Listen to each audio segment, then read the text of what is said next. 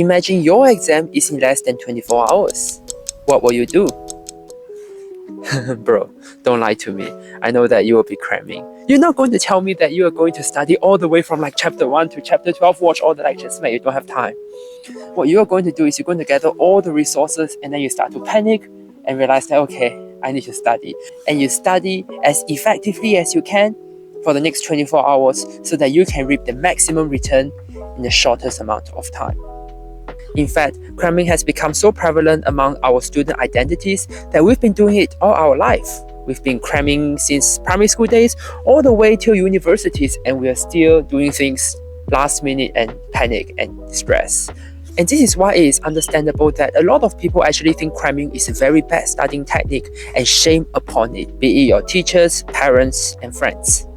But what if I tell you today that actually I think cramming is in fact the best studying technique? What if I am able to use science, logical reasoning, and personal experiences to explain to you why my thesis holds true? This is going to be one of the most controversial statements that I've ever made, but I want you to really think about it and challenge that conventional thought that cramming is for losers. So follow me along this journey as I unravel my arguments to why cramming is in fact the best studying technique.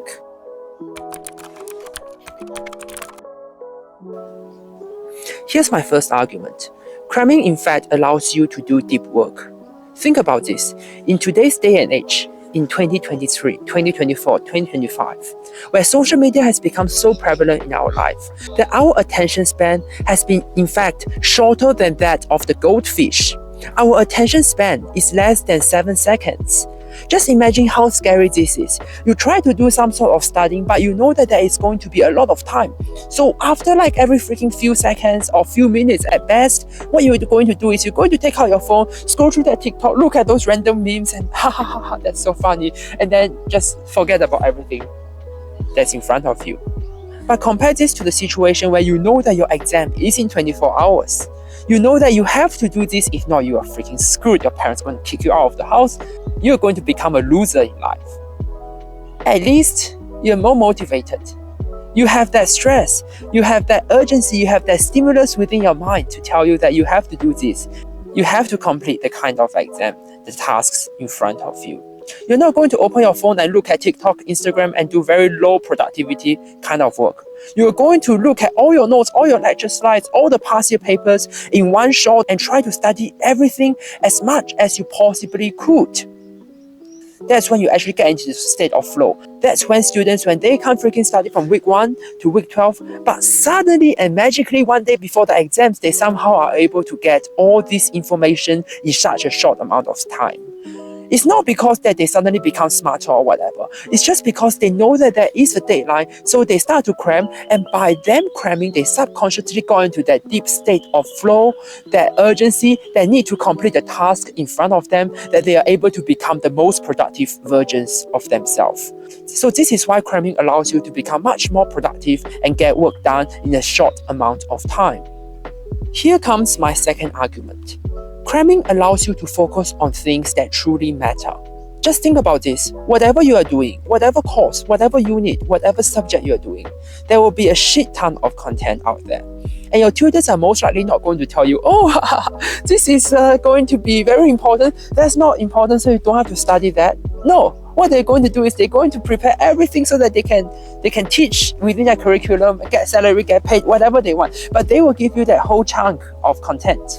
And if you just study normally, studying consistently, studying like every day for like 40 hours a day, what you are essentially doing is that you are giving yourself this relaxed state of mind. You're loosening up that pressure. There's no stimulus to say that you have to do this, you have to do that, so that you can get the kind of work done.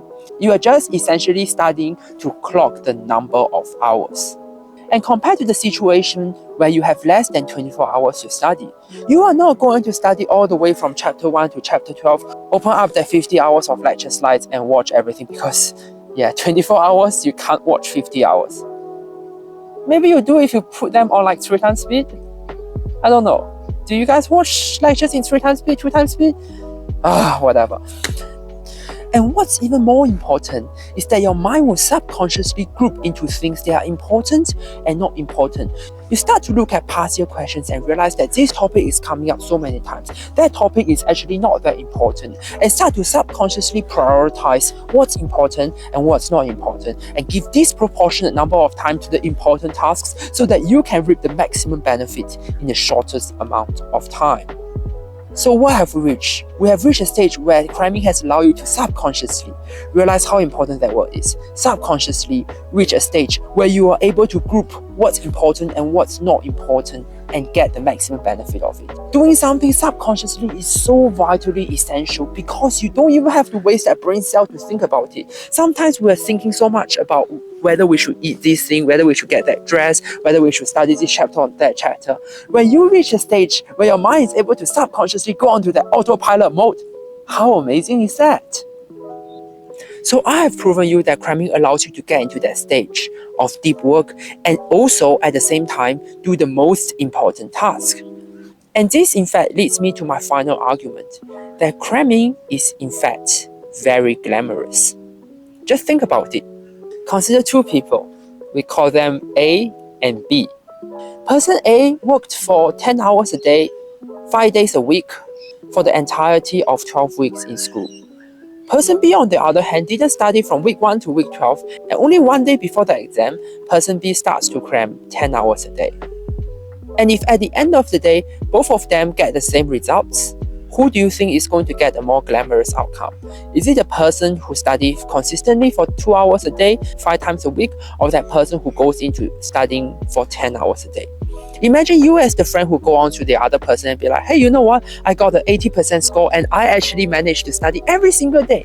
Versus you become that friend who comes up to you and be like, ha ha ha, you studied so long, what's happening? I studied for like 1 week before the exam, haha, and I got the same grade as you.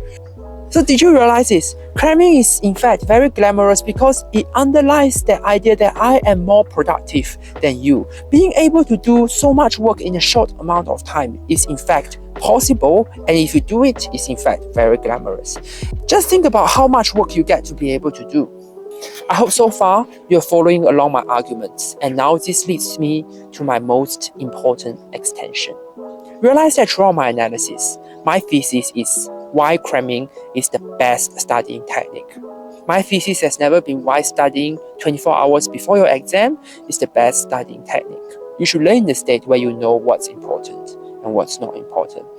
If from now on you are able to learn everything with the mindset that I want to cram that seemingly impossible amount of content in a short amount of time, use the single technique of cramming, because you will be able to achieve things that you never imagined. School teachers always tell us that we should learn consistently, that it is not possible for us to cram 1 day before the exam. It's because they are freaking scared. They are trying to limit your potential so that they can exert their superiority over you. They are afraid of the idea that what if there is this 12-year-old little boy who is able to get 5 degrees in 1 year?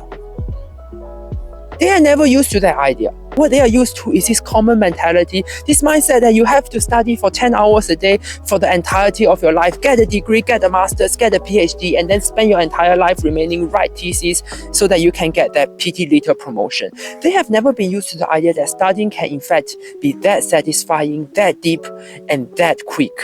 If so far you've been following along my thesis and my arguments, I hope that at the end you can realize how powerful cramming is. So, start cramming today. Bye.